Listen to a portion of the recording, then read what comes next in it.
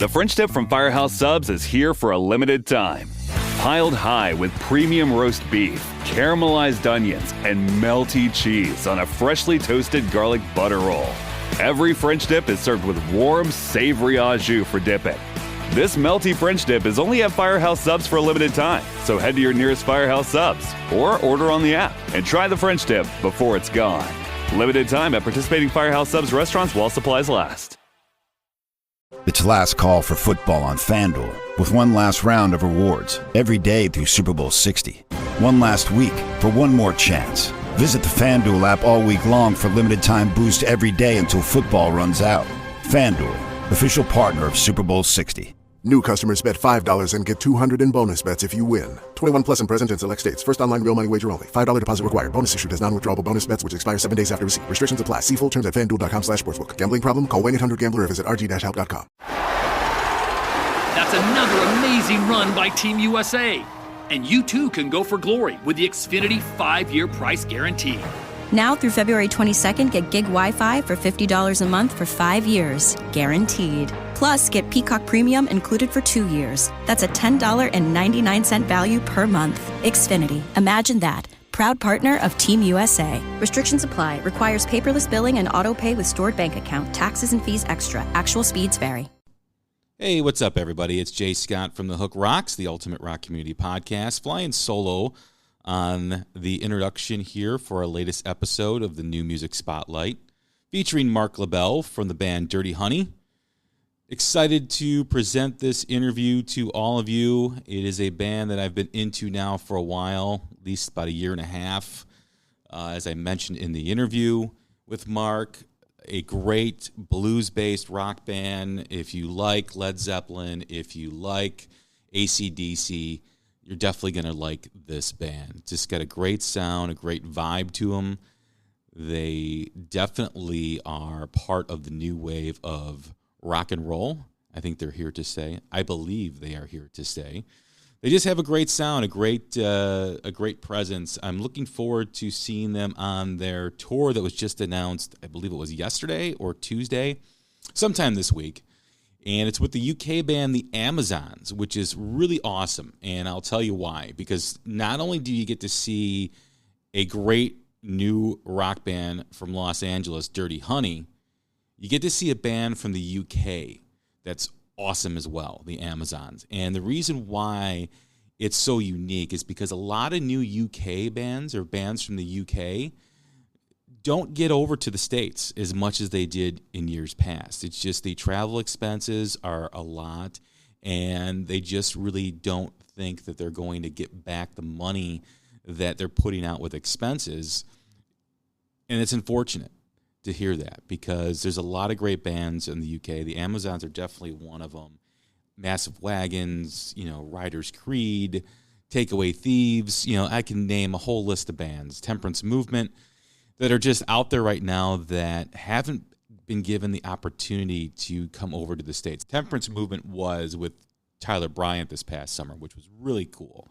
And that was a really cool show. But yeah, it's definitely something that doesn't happen often to get a young UK band touring clubs here in the United States. And the fact that they're going to be doing it with Dirty Honey is even way cooler, because it's going to be really exciting. And don't use the excuse that, I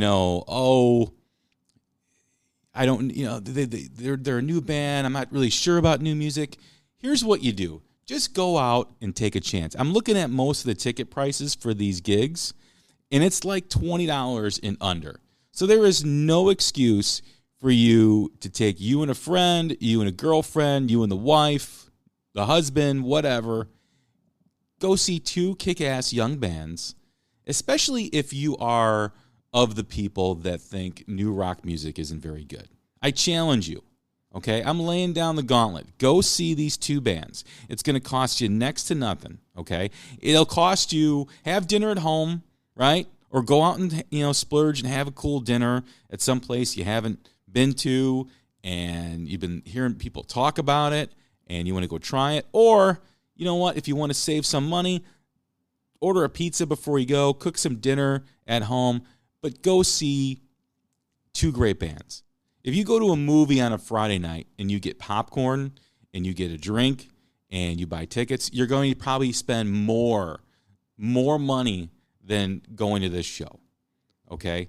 And I don't want to hear the excuse that ticket prices are outrageous, okay? Yeah, if you want to go see Motley Crue and Def Leppard this summer, you're going to spend a lot of money. There's going to be a lot of other tours that are going to be a lot of money. But I promise you that you will enjoy seeing two young bands at the infancy of their careers. I think that'll be really cool for all you to do that, to go take a chance. Who's really, people who have really resisted listening to new rock, this is a great place to start. But as you'll hear in our interview with Marc, it was very engaging. We talked about the history of the band. We talked about the process of writing and recording, what they've been doing in terms of preparing for the next step and what the future is. And it's a great interview. Really enjoyed it. If you haven't gotten the EP yet, go and get it. Order it online, stream it, do whatever you need to do. I think they just finished up, or they're about to finish up with their tour right now. One more show at the Troubadour in West Hollywood. So for all you people out in LA, go check them out. And they have a show in Lincoln, Nebraska on the 3rd, and Des Moines, Iowa on the 4th, which I think is the week after Thanksgiving. I think that's correct. And then they start in January in Austin, Texas with their headline tour with the Amazons. So you've got a lot of opportunities here. They're going to Texas. They're going to Louisiana. They're going to Florida. They're going to Tennessee, Maryland, Pittsburgh, or Harrisburg, Pennsylvania, New York, Michigan. They got like 3 dates in Michigan. Chicago, which I definitely will be going to. Milwaukee, which I might be going to because I know my son wants to see him, and I think the Milwaukee show is an all-ages show. St. Louis, Kansas City, Denver, Seattle, Portland, San Francisco, Los Angeles at the Ray Theater, which concludes the tour. And then they've got looks like some festivals or some radio station-sponsored shows in New Jersey and Maryland, Florida. But there's going to be a lot of opportunity to see Dirty Honey in the new year. And I want you guys to all accept that challenge, or all those who think that new rock music isn't very good. Accept that challenge and go see a new rock band. This is a perfect place to start. They've got a killer EP out with some great songs. The new video, Rolling Sevens, is just an awesome song. Like I said, if you like AC/DC, if you like Led Zeppelin, throwing a little bit of Aerosmith in there, throwing a little bit of Rolling Stones, I think you'll dig them. As a rock fan, we have to do more. And I've been talking about it a lot lately on some of the shows that we've been doing. You've got to do more to support the new bands of rock and roll, because there's some killer stuff out there. Don't rely on the fact that you heard a band 15 years ago that you didn't like, whether it was Third Eye Blind or whether it was Nickelback or who sang the song All Star. I can't even remember that name. Yeah, there was a lot of cookie cutter bands 20-some years ago, 15 years ago, all right? That's all changed, because I can tell you several handfuls of bands that are just ripping it up and doing a great job. Dirty Honey is definitely one of them. So enjoy the interview. And I will say this, it was great for me because we got to talk about hockey. And this is the first time on my podcast that I've been able to talk about two of my favorite things, which is rock and roll and hockey. And that's why, if there's nothing else, that's why you should listen to this episode, because it was awesome. And I was thankful for the opportunity to talk about just the early part of the 2019-2020 NHL season. Marc has mentioned that he played hockey as a youth on the East Coast, and how it developed him, and how what it meant to him, and how it influenced him. And similar to where my son is at too. My son's 14 years old and playing hockey since he was 5. So it was a really cool connection that I found in the interview with Marc, talking about hockey and talking about driving to rinks with my son, and just seeing the growth and development as not only an athlete but also as a person too as well. So I thought that was really cool.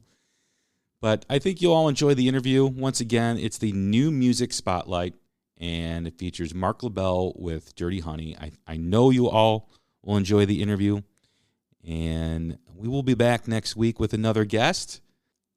Please enjoy the episode right now.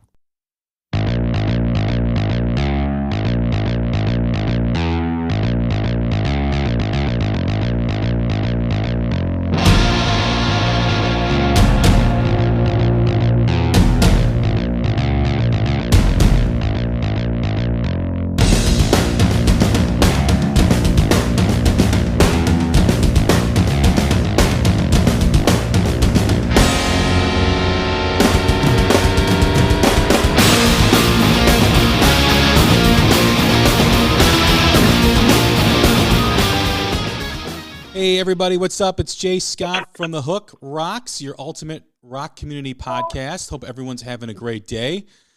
Today's guest is the singer from the band Dirty Honey. It is Marc Labelle. How you doing today, Marc? Good. Thanks for having me, man. Thanks for coming on. I thank you very much for doing this. I've been listening to Dirty Honey since last year when the song Fire Away came out. And then with the EP at the beginning of it. Yeah. So I've been into you guys for a while. The new EP is an absolute gem, filled with some great songs, and love the song Rolling Sevens, the latest video. Love the whole EP. Can't say enough about it. Thanks, man. Yeah, we wanted to come out of the gates with something that was, that was without filler, I guess you could say. So we did sort of a small EP release and, recorded in Australia. And I think we achieved what we wanted to over there, which was the goal, obviously. And I think we actually may have exceeded our own expectations. So we were pretty happy with it. That's great. We always begin... Every episode we have a new guest, we always begin the same way. We always begin with the same question. And that is the essence of the podcast, which is like every great rock song has a hook that sucks you in. Every rock fan has a moment, whether it's a song, an album, a band, or performance that hooked them on rock and roll. What was it for you? What hooked you? Yeah. Mine was actually... I'd heard my dad and I, when I was very little, I played hockey growing up, and he popped in this cassette tape at the time, Permanent Vacation. I think it was already pretty old at the time that I heard it. But it was Permanent Vacation by Aerosmith, and that had like Ragdoll on it, and Do This Like a Lady, and Magic Touch, and Heart Sometime, and some really great, late 80s rock stuff. And then my stepdad actually popped in Toys in the Attic. They must have been within a couple weeks of each other, and I just remembered that, obviously that's Sweet Emotion and Walk This Way, and that's like one of the greatest rock records of all time. But I remember looking at the cover and seeing these like wings, this Aerosmith Wings logo, and putting together that this was, even though they sounded completely different, this was the same band, and I fell in love with Aerosmith like pretty quickly. And then I started collecting all their CDs, and was fortunate enough to meet them before my first concert. So that was the sort of catalyst of my love for rock and roll, and it was a mild obsession of my childhood, to be honest. So where did it go from there? I mean, you started out with Aerosmith. Who made you want to play music? I think it was that typical thing. You're starting off, just kind of singing along, and then, you sort of realize my best friend growing up played the drums, and another buddy, got into guitar, and we just started jamming at his house, and that turned into playing at the local talent show or whatever, and you fall in love with it. My first gig ever was at the local talent show. There was like 700 people there or something, like the whole school was there still. It was a pretty intoxicating environment, needless to say. And, from that point on, you're always chasing that sort of performance high, that adrenaline rush that you get stepping out on the stage. But, you know, there were other artists, man, that really like inspired me, from Tom Petty to the Stones. And then, you know, you discover that Zeppelin, obviously, and that all those things start to make you really curious about music and art. And that's sort of where my brain started going to, you know, probably around 10 or 11 years old. Was there a moment, or was there an artist, a song that catapulted you into wanting to write music? You know, you have the influence of opening yourself up to rock, then you want to, you know, play the music. Was there an artist or a song that said, hey, you know what, I want to write something like that. It really moved me. It connected with me. I think I can do that. Yeah, I think, you know, all the Aerosmith stuff made me, those were the sort of first songs I learned on guitar. And I started playing guitar really young. I never really took it all that seriously, but, you know, I could play the main riffs to like AC/DC and Aerosmith and Zepp, and then the soloing was a whole nother challenge. But, you know, I think once you start learning riffs and then you start sort of screwing around and creating your own things, and, you know, they're not awful. And then I could always sort of hold a tune vocally. And I remember even like the first, it was probably the second song that I ever wrote. I still think is actually okay today, which is pretty rare. But yeah, those sort of riffs accidentally, you know, as you're practicing that come up, and, you know, you're like, oh, this isn't too bad. You sort of start to collect those and start writing on top of them, and they become songs pretty quickly. You know, they're not amazing, but, you know, if you work at it and you try and make things better, and over a long period of time, you come up with some stuff that's great. So. Now, you grew up on the East Coast, and then you made the move to Los Angeles. What was the motivation for that move? Was it for music? Was it, you know, for the arts? What was it? What was the basis for that move? It was mostly just change of scenery. You know, I wanted to work in like film production or something. I knew I had a strong interest in the entertainment industry, and, you know, I moved out trying to work in like advertising or something, you know, I just needed to get any sort of job, and I wound up like waiting tables and shit just to pay the bills. And, you know, I had a buddy out there in LA who was like, come move in with me, man. I got a spare bedroom, and paid him $500 a month. I got to live on the beach, and it was pretty nice. And then my best friend, went to the USC Jazz School and was really tight with a bunch of musicians. And he was just like, I think you should be singing, man. Like, there's nobody out here doing style that you can deliver. So, you know, there's a void, and if you just book some paid gigs, some really good musicians will play with you. So I can help you out. And he really was a huge help at the beginning. And then, yeah, that's just sort of started my journey playing in bars and clubs, and people, you know, sort of asking, like, who's this kid that can sing, you know, Robert Plant, Steven Tyler licks, you know? You moved out to LA, you know, were singing in clubs, doing all that. How did Dirty Honey come about? How did that form? What's the history of the band there? Yeah, I met John playing at a club. He just came and sat in on a gig I was doing, and thought he was a great player and looked cool, and, you know, checked all the boxes of a rock guitarist. And he and I just started chatting and got off pretty well, and decided we were going to start an original thing. And, you know, it took a long time to find the right pieces of the puzzle. And he met Justin, you know, a little while later, and brought him into the fold, and Justin brought Corey into the fold. So that whole process took a little while, but once we had a drummer, you know, a real drummer that wanted to be in the band and do the thing, that was the start of it all. Now, you guys had the session where you recorded the first material. You mentioned that was in Australia. Yeah, we made the EP in Byron Bay. Now, what was the decision to go out there and do that? Why Australia? We had Skype calls with the producer, who's really cool, really knowledgeable, but same time, you know, we had great chemistry with him over Skype, and felt like he really understood us. And then, you know, it was just cost effective to go there, honestly, even though it sounds kind of insane. We got to work in the studio for free, got to work with a great producer, And then, you know, we went kind of in the off season, so flights were only like $600, and just got an Airbnb, and we went there for 2 weeks and got it done. So it was pretty affordable considering what studio costs in LA are, you know. And what is the writing process? What's the creative process for Dirty Honey? Does each member bring their own ideas in? Do you guys collaborate, you know, in the studio when you have session time? How does that all work? It could be anything, honestly. Like, you know, this new song we've been playing at the shows started at a riff from Soundcheck like 6 months ago, and then I just sort of pumped something into my phone when I was walking around New York City, and it sort of worked with the other riff, and, you know, it could be anything. I mean, Down the Road was something I've been playing for a long time. When I'm Gone was a riff that John started.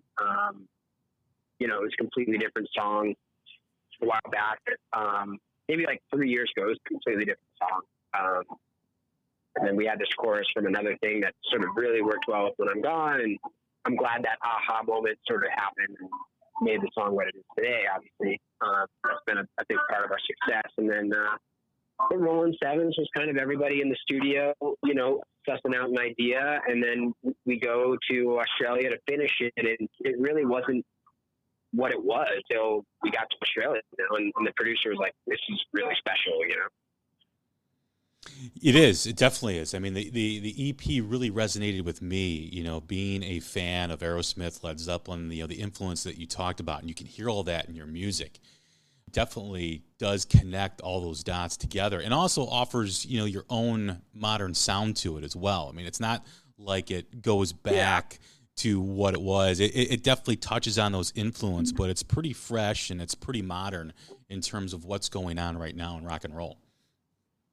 Yeah, thank you. I think that was the intent. You know, I think if there's a great drummer once told me that any four like unique sounding musicians, if they just be themselves, it's almost impossible to sound like anybody else, right?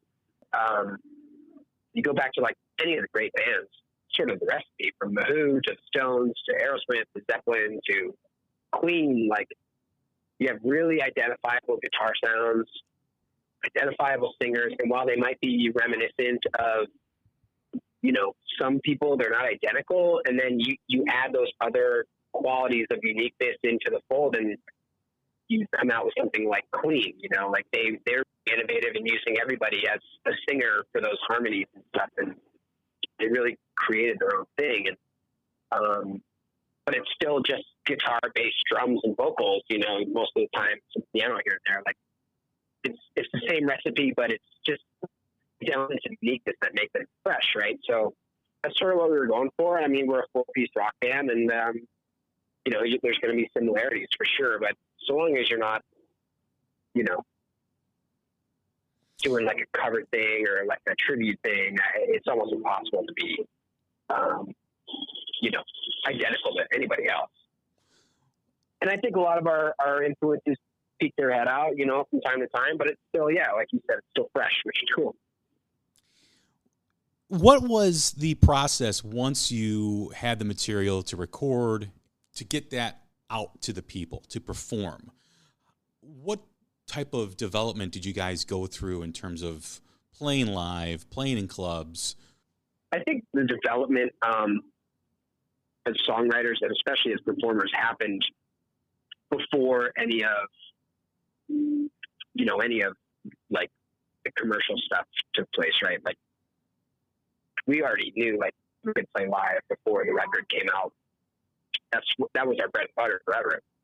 We played 4 or 5 hour gigs in LA all the time, you know, 2-3 times a weekend, and went over crowds like three. You know, if you play at a bar for 4 hours, like, you're gonna have a new crowd every set essentially that you play.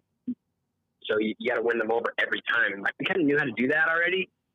And really, like, the focus had to shift from, okay, like, let's now focus on songwriting instead of like performing, you know, a cover better or whatever. Or, you know, once you start experimenting with songs in a live environment, if you're really dialed into like what the audience is thinking or doing, or if they're visibly like dancing, or if they can feel something, you take note of that, and you know you're onto something. Rolling Sevens was something that we did that with. We played it live at a bar up next to, like, I don't know, some Zeppelin song, and people fucking freaked out, and like the whole crowd was dancing and just really jiving along to the tune. And once you shift your focus from, okay, let's start focusing on songwriting here, it's a lot of things start to change, which is cool. So that all, the live part was already there. It was more of a focus on songwriting, everybody's standpoint, really. Yeah, I've read interviews in the past of other artists. An interview that I always think about is one with David Lee Roth, where he talks about the amount of time and hours Van Halen spent playing in front of people before they became, after the debut record. I mean, they played so many clubs in LA, they played so many parties, they did all these things, and it really was honing their craft. And what a lot of people don't see once a debut album comes out, right, or a debut EP in the case of Dirty Honey, is the amount of time that band has worked to get to that level and become the cohesive unit that they become as a band. Yeah. When a lot of bands come out like spitting fire right out of the gate, but there were years, the Beatles are a classic example, right? Nobody knew about their struggle in Germany before they went on Ed Sullivan. This amazing band just like popped on the scene, but they put their 10,000 hours in, and that's what it takes, man. Like, it takes hours, it takes time, it takes a lot of thought and practice to get anywhere in life, unless you're extremely lucky. So, yeah, we put that time in, for sure. So you guys are on tour right now. You're doing, club dates, all over the country, and you've had some opening slots, some festivals. What's been the biggest surprise for Dirty Honey for you, Mark, as you go through all these dates and go through all these tours and have all these experiences? I just think like the biggest surprise, and it's been a great one to experience, is everybody's so thirsty for rock and roll again, which is, that's the best thing, But I think, I think there's a whole sort of wave happening of new young rock bands, and, the crowds are getting younger and younger, and it's fucking cool, man. It's cool to be part of something that, is socially relevant. And I think people are, I just think people are excited again for something that's raw and organic and comes naturally, it makes them feel something in music. I think people, that whole EDM thing, not my scene, but I think people felt something with it, and whether it's a sense of community, if everybody's doing Molly and dancing and having a good time, there's still a sense of community there. And I think, while it may have been a much smaller rock community, the past 10 or 20 years or whatever, I think, that's sort of bubbling under the surface, and it's coming out right now. And, bands like Bad Flower and Joyous Wolf and Goodbye June are, helping to quench that thirst of rock and roll again, which is cool. I agree. I do these new music spotlights to showcase new bands, and there's so many new great rock bands that are out there. The thing that I've noticed is the connection to the younger crowd. I have a 14-year-old son who, in between hockey practices and hockey games, is listening to rock music with headphones, as we're driving to different rinks all over. And his friends are listening to it, in the locker room. And I feel this sense of a wave building in rock and roll. You mentioned some great bands. There's so many other bands that are out there right now as well. I think Dirty Honey fits perfectly into this wave of new music. And I think people are hungry for it. As someone who's, in their mid-40s, to hear bands that are playing music like you guys are is exciting. I think it's so cool, man. Like, there's, I hear it, I'm a huge hockey fan too, but, I hear, we've heard our music at, I think it was at like a Lightning game or something in Tampa. And just to hear rock and roll like getting played through arena speakers again, and certainly Greta Van Fleet gets played at some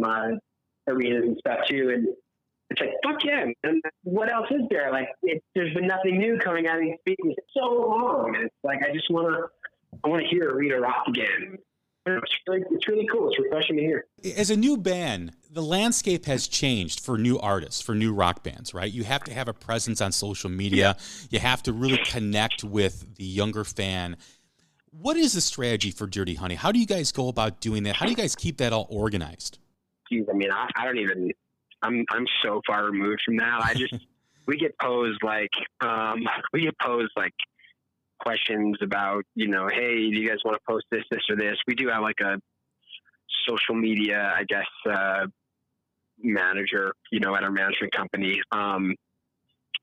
He's like the day-to-day manager, but, he just presents us with stuff and we sort of okay it or don't okay it. And there's certainly like a schedule of when to post stuff. And, we try to stick to that as best as we can. But for the most part, yeah, I was really hands-on with that, because I ran the Instagram account and stuff before everything like this, before all the success started happening.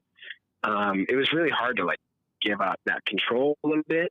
And, I still post on the stories and stuff all the time. I'm pretty active with that sort of thing, but there's social media is changing all the time so much. It's hard to keep up with it. Like I know there's like TikTok is like an app now that really young kids are using, and Snapchat I was on a flight one time where there was like a school of like middle schoolers on the plane, and it was everybody had a cell phone, everybody had the iPhone, and they were all Snapchatting to each other on the plane. Yeah. They weren't even talking to each other. They were Snapchatting each other and giggling, and I was like, what the hell is going on here? This is so new to me and so crazy and so young that I'm completely removed from it. I'm by no means am I old, like it was just, and then, now Snapchat's become somewhat obsolete. So, I don't know. Yeah, I've often had that conversation. It's always a struggle, man. I've often had that conversation with my son. Like, if you can have a conversation when you get older, you'll always have a job. You'll always have a place, because I see like what you see. Totally. I see kids sitting next to each other, Snapchatting or texting, and I'm just, I'm like, put it down and talk to each other. Have a conversation. Have something real, have something tangible. And you know what? My dad was in sales and he works really hard. Playing hockey is not a cheap thing, to go into, obviously. And, I got to spend a lot of time with my dad on the road playing hockey, and he was a salesman and always talked to everybody, and everybody really liked him. And he's always very witty and very conversational and nice to everybody. And I picked up a lot of that from him. And my mom was also in sales too. So, I'm the byproduct of two parents that are in sales and sort of always like on, so I tend to come off, I think, more social than most people. And I think, hockey too helps. You're traveling all the time. You're ordering food at restaurants. You're interacting with adults. You're interacting with your teammates who are also, very young and exposed to all the same things. Right. So, I think that helps socialize you more than, maybe some of their peers that don't, that just sort of stay in town and interact only with their parents and, their teachers. It's a way to get your kids out into the world a little bit. Yeah, I think that's a really unique experience too. I see it with my son. My son's been playing since he was 5, and I see him out there at practice with his teammates. You fall, you get back up. Your teammates fall, they get back up, and they all support each other because they all go through the same thing. They all go through the same stages of development. And it's very unique because, hockey, where is he growing up? Outside of Chicago. Oh, cool. Yeah. So he just, oddly enough, just suffered a season-ending knee injury a couple weeks in Colorado. So we're kind of, we're dealing with that right now. And we actually have an MRI later today, and we'll see what the extent of the damage is. But, we'll see what happens in the next course of action. But we're kind of bummed about that right now. That is no good. Yeah, but sorry to hear about that. But his spirits are great. He's like, it's like, well, we'll figure out what we got to do, and I got to get back out on the ice. And I'm like, we'll see what happens. But I like the fact that he, still wants to work at it and still continue on. He even said, he's like, Dad, I've been playing since I was 5 years old. Well, what else am I going to do? So, But like what you just said there, you guys go to Colorado, and you're from Chicago, and it's like, I never went. I went to Colorado to play lacrosse, oddly enough. And that was my first time out there, and I was like, this place is awesome. Like, I could see myself living here, and it's just and obviously I went all over the Northeast playing hockey, but you sort of start to figure out what you like, where you like, and going to Montreal, when I was very little, and spending a night, with a family in Montreal that speaks a completely different language and has a completely different culture is just another example of, just figuring myself out a little bit. It's you're evolving as a person, even at the youngest of ages, right? I mean, the more experiences you have, I travel a lot with my son. He plays hockey, he plays guitar, he likes, stand-up comedy, he has all these interests. And he has so many passions, and it's great because he has the ability to choose from those passions as he gets older about which one he wants to focus on. He sounds a lot like me, honestly. Yeah. Well, maybe. He's just a tenacious kid, and you might be in for an interesting ride here. And it's what's funny too is because he's exposing me to new rock bands too. He's like, Dad, check this band out, and he's. Right. He reminds me of myself because I can hear the vibration of the bedroom door as he's got his stereo, blaring. And, I feel bad when I got to tell him to turn it down. But, it's like I've become my father now, but I'm like, the music's still good. It's not like I'm telling him not listen to it. I mean, he listens to some good stuff. So that's always a positive as well. Yeah. No, that's so cool. And, I learned a lot of the same. Like, I know so much random music just from being in the car on some of those long trips, and tuning into whatever radio station is in that city and getting exposed to that. And certainly there was a lot of Howard Stern going on, in my car when we were driving 4 or 5 hours to whatever game. So, I wouldn't change a thing, honestly, for my childhood. It was pretty fun. That's awesome. Back to Dirty Honey really quick. I know we only got a few moments here, but what's next for you guys? What is the future? What's 2020 look like?